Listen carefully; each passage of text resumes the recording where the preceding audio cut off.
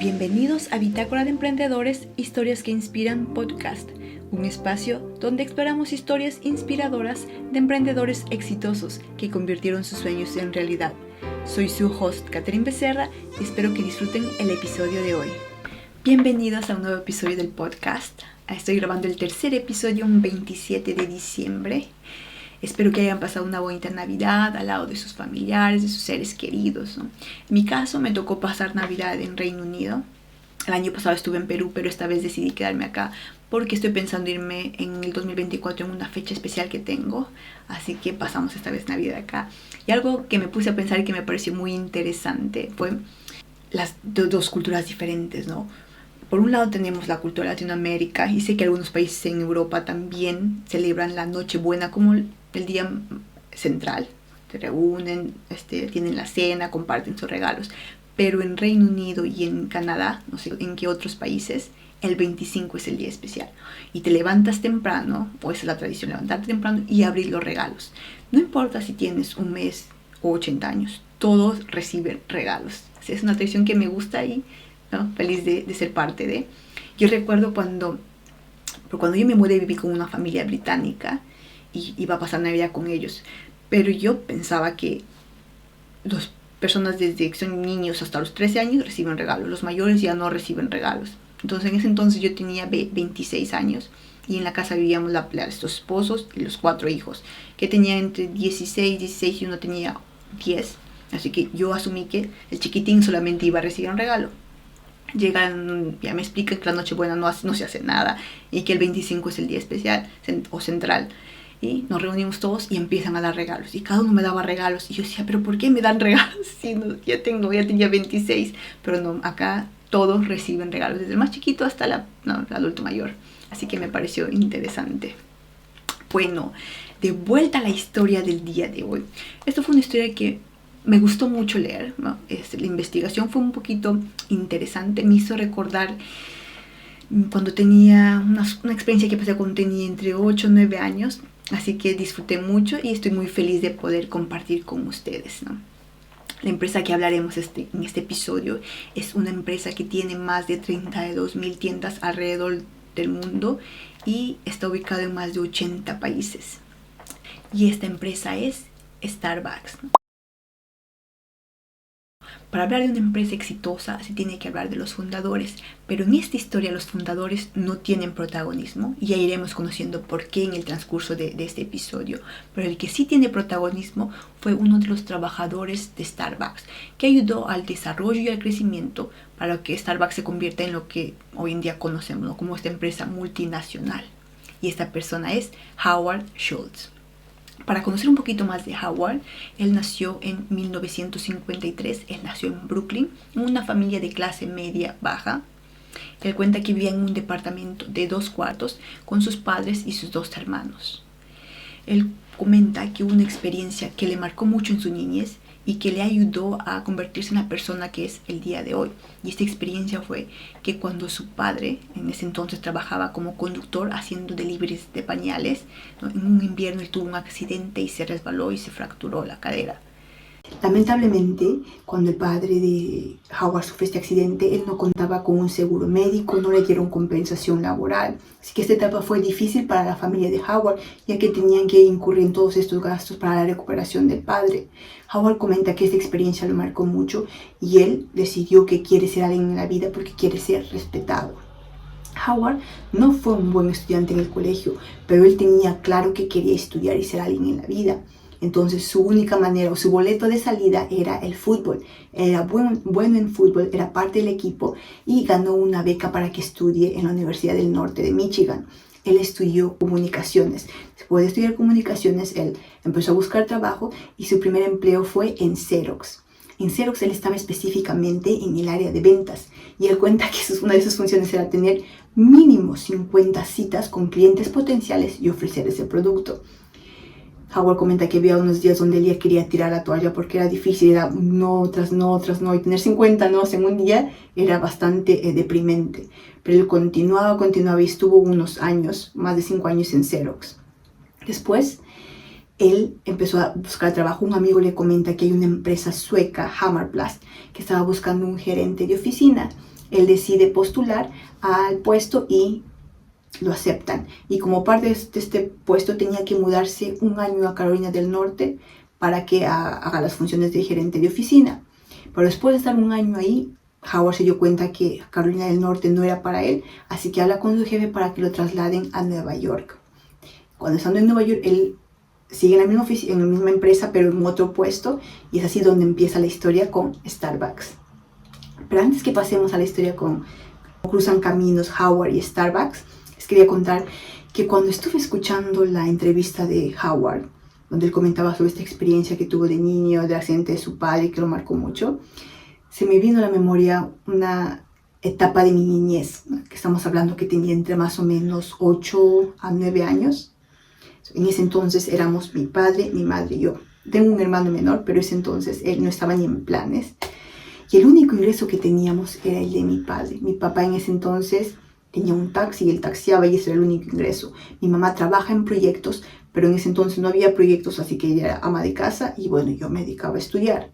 Y yo recuerdo que había veces, me escuchaba a mis padres tener conversaciones que el carro se malogró tal parte del carro y que necesitan reponerlo, pero como no pueden trabajarlo, no tenían dinero para que lo reparen.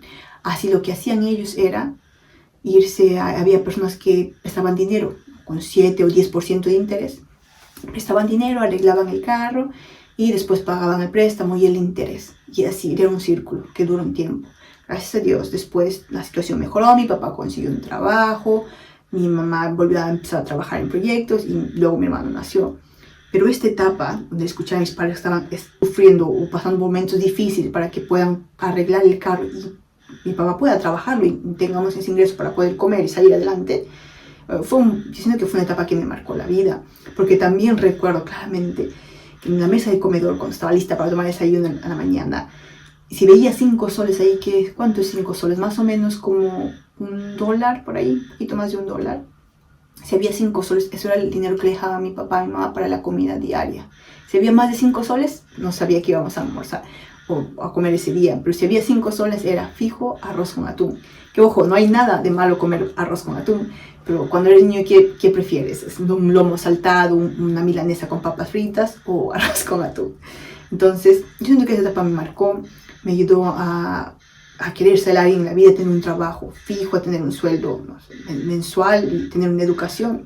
Porque también recuerdo que años más tarde, ya estamos hablando que cuando tenía 12 años más o menos, ya tengo un tío, el hermano menor de mi mamá, de mis tíos, que tengo como 15 tíos, solamente 3 habrán ido a la universidad, pero uno de ellos, el hermano menor de mi mamá, él estudió ingeniería mecánica y yo recuerdo que cuando tenía 12 años más o menos mis tías se ponía a comentar de que no, mi tío ya consiguió trabajo, después consiguió otro trabajo y ahora ya está compró su apartamento, su carro, y escuchar eso me motivaba a decir, yo también quiero hacer eso. Entonces más o menos me planteaba mis objetivos personales. En ese entonces no sabía que eran objetivos, pero sabía lo que tenía que hacer para yo también poder tener mi casa, yo también poder tener mi carro. Así que siento esas etapas o experiencias que pasamos como cuando somos niños en nuestra infancia nos marcan y nos moldean y nos ayudan de una u otra manera para convertirnos en las personas en las que somos ahora. Yo siento que escuchar a mis tías conversar sobre mi tío, cómo le está yendo, que le está yendo bien, me ayudó y lo tomé como guía y modelo. Yo también quiero, entonces tengo que hacer más o menos lo que él está haciendo. No exactamente lo mismo, porque completamente he estudiado diferente carrera, él está en Perú y estoy acá, pero él fue mi guía y mi modelo a seguir. Pero bueno, ahora de vuelta a la historia de este episodio, nos quedamos en que Howard se mudó en la misma empresa, Hammarplast, pero se mudó a Nueva York para que empiece a trabajar en este nuevo puesto. Como parte de las funciones del nuevo puesto de Howard, él tenía que hacer viajes por negocio. Y en uno de esos viajes, él se va a Seattle. Y cuando estaba ahí, él va a visitar esta tienda, Starbucks. Ya quedamos claro que Howard no fundó Starbucks, él ayudó al crecimiento y al desarrollo. En este viaje él para en Starbucks, en esta tienda, que solamente vendía granos de café, solamente granos de café. Howard quedó impresionado y enamorado de la manera como los dueños trataban a los clientes, cómo les explicaban, la pasión que tenían para explicar sobre los granos de café. Después, él cuenta que le tomó un año. Él le rogaba a los dueños que por favor lo contraten para que trabaje en esta empresa. Él seguía trabajando en Hammerplast.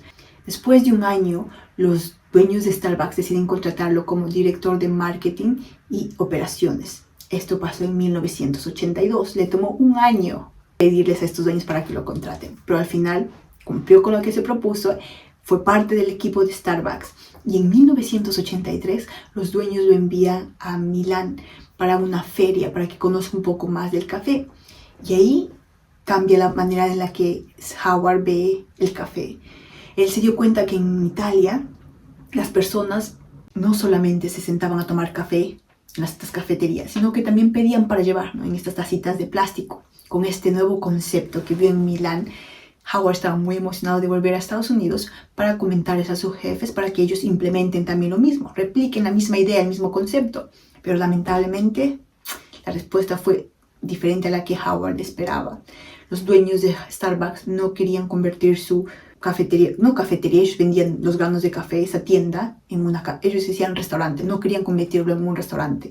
Howard les comentaba que no es un restaurante, es una cafetería donde vende café, la gente se va y socializa y pueden pedir para llevar. Los dueños no estaban de acuerdo. Le tomó un año insistirles. Después de un año, los dueños de Starbucks iban a abrir otra tienda. Y ellos deciden darle una parte de esta tienda a Howard para que él experimente con este nuevo concepto. Todo iba bien, él implementó esta cafetería en esta tienda de granos de café y le iba muy bien. Tenían bastantes clientes, hacían colas, todo era un éxito.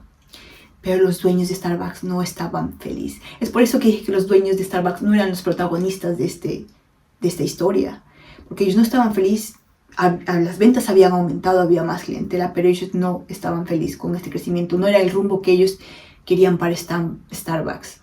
Así que muy respetuosamente hablan con Howard y le dicen que no van a seguir con este nuevo concepto y que Howard comenta que se deprimió mucho porque estaba muy emocionado, estaba muy involucrado en este nuevo concepto.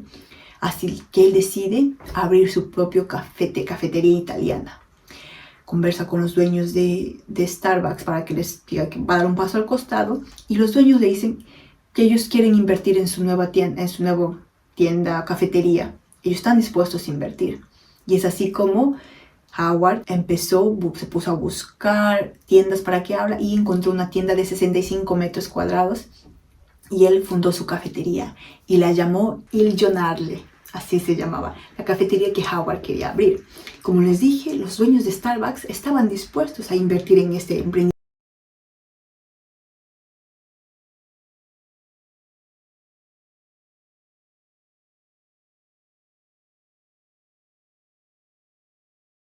Medios. Esa fue la condición. Entonces Howard se puso a hacer llamadas, con sus contactos para que pueda recaudar este monto. Él cuenta que se reunió con un total de 242 personas y todos le dijeron que no. El feedback de las personas la respuesta de las personas era que abrir una tienda que la mayoría no sabe pronunciar, que está en italiano, y que quiere vender café por $2 o $3 en una taza de papel. Y aparte, Howard quería que sus empleados tengan seguro médico, ¿no? Por lo que pasó su padre, él quería asegurarse de que sus empleados tengan seguro médico. Así que los 242 dijeron que no. Imagínense recibir 242, no. Tratar de contactarte, porque es todo un tema. Contactarse con estas personas, llamar, explicarles una y otra vez el mismo. No, debe haber sido un momento bien difícil y deprimente para él. Pero él salió adelante. Y él cuenta que en una cena con una pareja de su esposa, una pareja de amigos de su esposa, él les cuenta sobre este negocio y la amiga de su esposa decide invertir. Y es así como surge y él puede abrir el Giornale y utilizar los $200,000 de la inversión que pusieron los dueños de Starbucks. Y así empezó Howard su aventura con Il Giornale. Él abrió unas cafeterías en Canadá, en Estados Unidos. Después de un tiempo, bien, pero un día los dueños de Starbucks lo llaman y le cuentan que están pasando por unos problemas financieros y que han decidido vender Starbucks. En ese entonces había 6 tiendas y ellos estaban pidiendo $3.8 millones. Y los dueños querían que Howard compre Starbucks. Y el acuerdo que llegaron fue que le iban a dar a Howard 60 días exclusivos para que reúna esos 3.8 millones de dólares. Entonces Howard otra vez empezó a hacer sus llamadas para que recaude ese monto. Después de 30 días, ya había juntado cierta parte de ese dinero, no todo, y uno de los dueños de Starbucks lo llama para que le cuente qué tal va, cómo va, si está recaudando, cree que va a llegar o no, porque eran 60 días exclusivos. Y el dueño de Starbucks le cuenta a Howard que uno de sus inversionistas de Il Giornale, que no dice el nombre, se había acercado al dueño de Starbucks y le había ofrecido 4 millones por las 6 tiendas de Starbucks. Y este empresario fue cuando Howard se acercó para que le pida dinero, para que invierta en esta compra, le dijo que no. Él por su lado se fue, se contactó con los dueños y le estaba ofreciendo 4 millones. Howard dice que estaba frustrado porque él sí quería comprar Starbucks. Él le gustaba el nombre, le gustaba la manera de cómo se veía el negocio, sabía que lo podía hacer crecer. Y él estaba muy devastado de que el inversionista se haya ido a sus espaldas a ofrecer 4 millones de dólares a los dueños. Y un día, cuando Howard estaba jugando básquet con uno de sus amigos, este amigo era abogado, Howard le cuenta lo que está pasando con este inversionista y con Starbucks. Y el amigo le dice, vente a mis oficinas al día siguiente para que hables con mi jefe. Howard no tenía idea quién era el jefe, así que el día siguiente se fue muy temprano a ver a este jefe, y el jefe resulta ser Bill Gates Sr., el papá de Bill Gates, fundador de Microsoft. Howard le explica la situación, lo que estaba pasando, y Bill Gates Sr. le dice, si es verdad todo lo que me estás diciendo, porque yo no te conozco, era la primera vez que se encontraban, que se veían en persona, si es verdad todo lo que me estás diciendo, yo te voy a ayudar. Dijo, dame 15 minutos, tengo unas reuniones, y vienes y nos vamos a ir a caminar. Howard dice que se fue esos 15 minutos a tomar un café, después volvió, y Bill Gates le dice, vamos. Bill Gates Sr. le dice, y lo lleva a ver a este inversionista, o a este empresario que le dijo que no a Howard, pero por sus espaldas quería comprar este Starbucks. Bill Gates le dijo en otras palabras, que fue una mala persona y que le está truncando el sueño a un muchacho. Él ya es un empresario exitoso, ¿por qué está clavando un cuchillo por la espalda a Howard? Bill Gates, al terminar esta reunión, entre comillas, con el empresario, al salir le dice a Bill Gates que él va a comprar Starbucks y que él y su hijo lo van a apoyar. Y es así como Howard puede comprar Starbucks y las 6 tiendas. Es una de las entrevistas que Bill Gates Sr. fue un ángel caído del cielo para él, que lo ayudó a él y a Starbucks a salir adelante y a cumplir lo que él quería, recaudar este Starbucks. La visión de Howard era clara, él quería expandir y quería que haya un Starbucks en todos los países del mundo.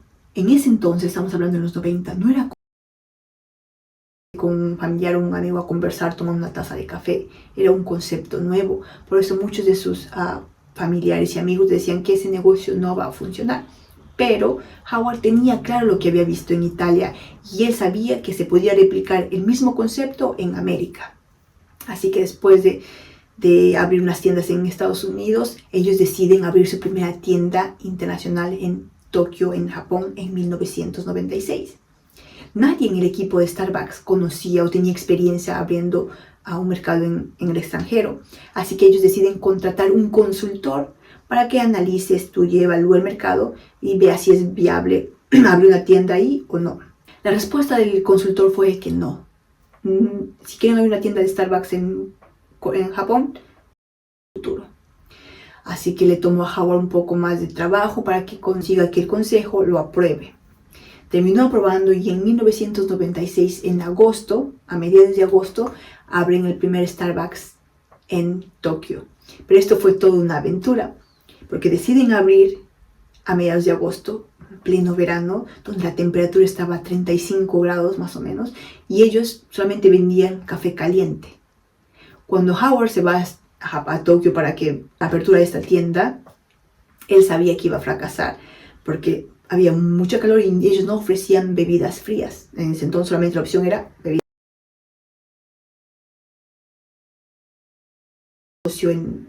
de Japón. Y Howard, muy honestamente, en la cena, un día antes de la apertura, le dice, ¿sabes qué? Quiero ser honesto y decir que esto no va a ser un éxito, al menos la apertura mañana, porque la temperatura está a 35 grados, las personas no van a querer estar tomando algo caliente. Y el conductor no, el intérprete no quería traducir lo que estaba diciendo Howard al socio, y le dijo completamente lo opuesto.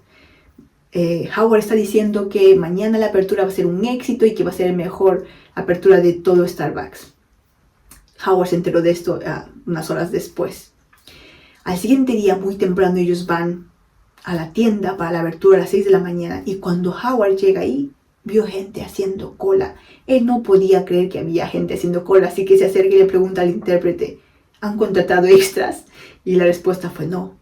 La gente sí estaba interesada en este nuevo concepto.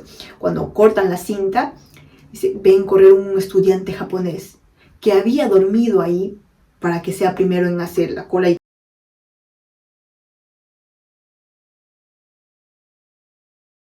el latte. Y la apertura al final fue un éxito. Starbucks es una de las pocas empresas que ofrece muy buenos beneficios a sus empleados, que trabajan al menos 20 horas a la semana. Entre ellas tenemos cobertura médica, no solamente para los empleados, sino también para sus parejas. Les da la opción de comprar acciones de la empresa e incluso educación gratuita.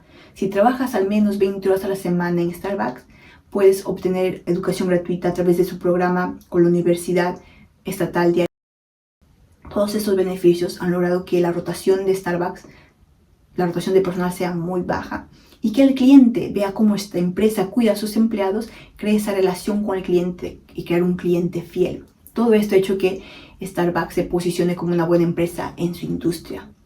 Ahora, una anécdota que les quería compartir en una de las entrevistas que vi a Howard. En esta entrevista a Sang Hayan, quería pronunciar el nombre correcto, Sang Hayan. Y Sang Hayan comenta que Starbucks abrió una hacienda o inauguró una hacienda en San José, Costa Rica, donde querían experimentar nuevas mezclas con nuevos granos de café.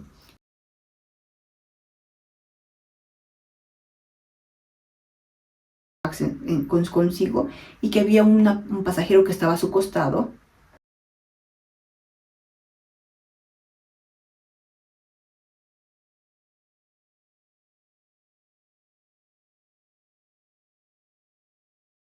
De la Universidad Estatal de Arizona a través de este programa con Starbucks, y tenía curiosidad de saber si él trabaja también en Starbucks.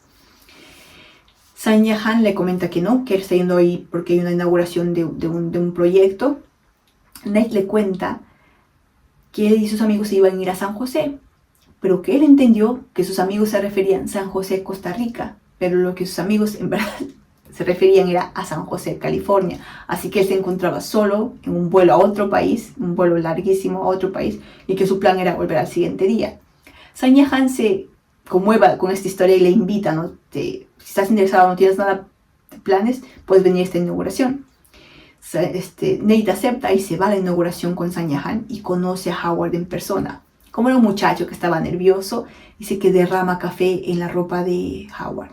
Howard no reaccionó mal. Sanya Han comenta que que trató a Nate como si trataría a un CEO de una empresa multinacional. La interacción fue buena y vio cómo conversaban y cómo interactuaba con él. Sanya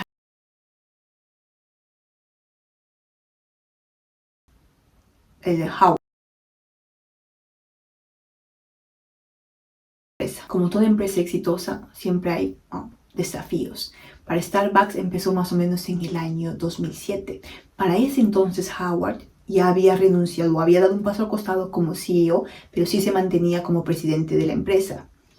Él vio que el crecimiento de Starbucks era masivo. Había más de 15,000 tiendas alrededor del mundo, y que los trabajadores habían perdido esa esencia de qué significa trabajar en Starbucks, que es principalmente atención al cliente. Así que en el 2008 Howard vuelve como CEO y decide implementar ciertas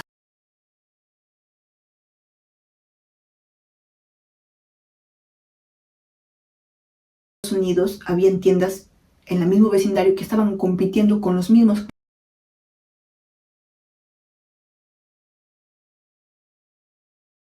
agarrar más de 900 tiendas. Incluso algunas de esas tiendas solamente tenían menos de un año de apertura. Eso fue una de las acciones que tomó. Otra de las acciones que tomó fue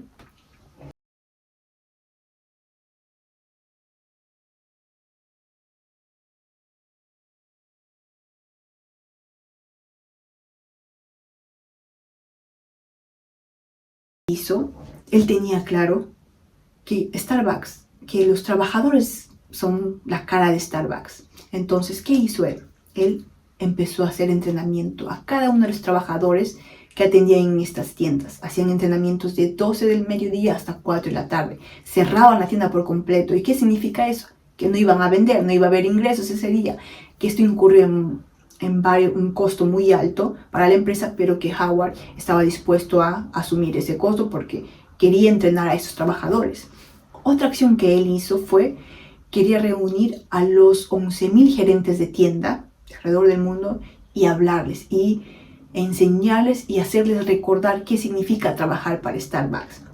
Y para ello pasó algo muy interesante. El consejo de Starbucks no estaba de acuerdo con la idea de Howard de reunir a los 11,000 gerentes de tienda, ya que esto incluye gastos de alimentación, transporte, viaje.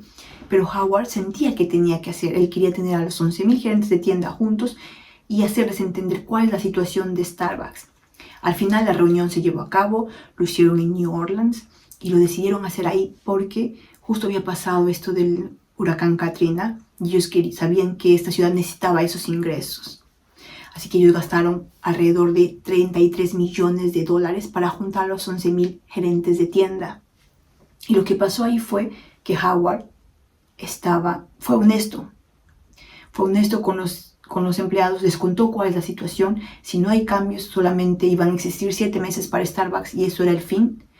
Les dijo qué acción se tienen que tomar para que cambien y se mejore. Y así fue el resultado final. Más o menos en el 2012, Starbucks recuperó su estabilidad.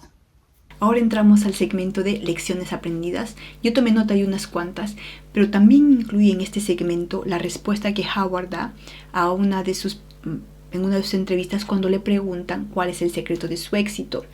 Y él responde que no hay que sentirnos amenazados por personas que son más inteligentes que uno.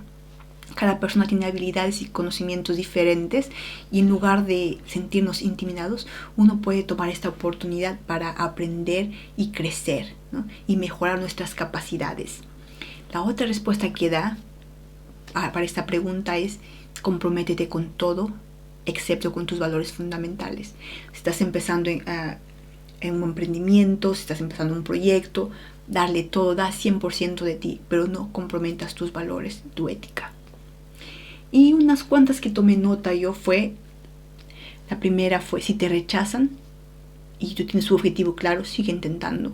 Para el caso de Howard y su proyecto de Il Giornale, él llamó o tuvo reuniones con 242 personas y todas les dijeron que no. No importa si te dicen no 1 o 2 o 3 veces, pero va a llegar un momento, en el momento adecuado, la ventana se va a abrir y esa oportunidad se va a dar. Para el caso de Howard, fue cuando él tuvo una cena, y no se esperaba porque no pensaba hablar de negocios. Él se fue a una cena con los amigos de su esposa y es donde él consigue su inversionista para la cafetería que él quiso empezar. Así que no hay que darnos por vencidos. Al primero, al segundo no, seguir intentando. La otra lección que tomé nota es salir de la zona de confort. Es bueno salir de la zona de confort y experimentar nuevas cosas, ¿no? Siempre y cuando sean legales. Salir de la zona de confort. Y si no te gusta, si este nuevo trabajo, este nuevo hábito que estás aprendiendo no te gusta, vuelves a lo que antes. Pero ya tuviste la oportunidad de experimentar y saber qué se siente. Por ejemplo, en mi caso, yo estoy haciendo este podcast. Estoy saliendo de mi zona de confort porque no estoy acostumbrada a grabarme, no hago videos, no tomo selfies, no comparto mis cosas personales, pero a través de este podcast yo estoy saliendo de mi zona de confort y siento yo que me va a ayudar a crecer como persona y me va a ayudar a mejorar. Voy a poder hablar mejor en público, voy a tener más confianza en mí mismo, no solamente para cuando esté haciendo el podcast, sino en el trabajo, con mis amigos, con mis colegas. Algo bueno voy a sacar, yo estoy segura. Entonces es bueno salir de la zona de confort, porque tenemos la opción de volver. Si no nos gusta, se puede volver a lo que era antes. Y la tercera que tomé nota es, hay que ser buenas personas.